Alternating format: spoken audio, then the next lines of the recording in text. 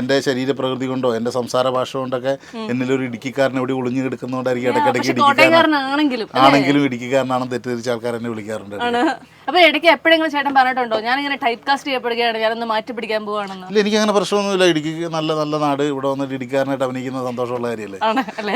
ചേട്ടന്റെ ഫോട്ടോസ് കാണുമ്പോഴാണെങ്കിലും ചേട്ടന്റെ വൈഫിന്റെ ഫോട്ടോസ് കാണുമ്പോഴാണെങ്കിലും ഞാൻ ശ്രദ്ധിക്കാറുള്ള ഒരു കാര്യം എന്താണെന്നറിയോ, ഈ കുറെ സിനിമകളൊക്കെ അഭിനയിച്ച് കഴിയുമ്പോൾ ഓവർ ദ ഇയേഴ്സ് നമുക്കൊരു മാറ്റം വരും. പ്രത്യേകിച്ച് ചേട്ടൻ്റെ ജിംസി ചേച്ചിക്കാണെങ്കിൽ വൈഫിന് ഒരു മാറ്റവും ഇല്ല.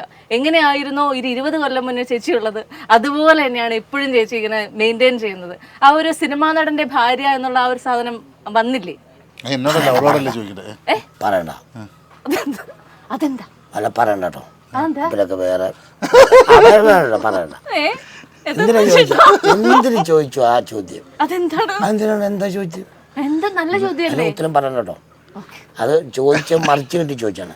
അതെ, അല്ലല്ല, ഒരു മാറ്റം ഇല്ലാതെ ആ ഒരു ഗ്രാമീണ നിഷ്കളങ്കതയൊക്കെ ഇപ്പോഴും കാത്തു സൂക്ഷിക്കാന്ന് പറയുന്നത് നല്ല നല്ല പാടാന്നാണ്. അതാണ് ഞാൻ ഉദ്ദേശിച്ചത്. അങ്ങനെയാണോ?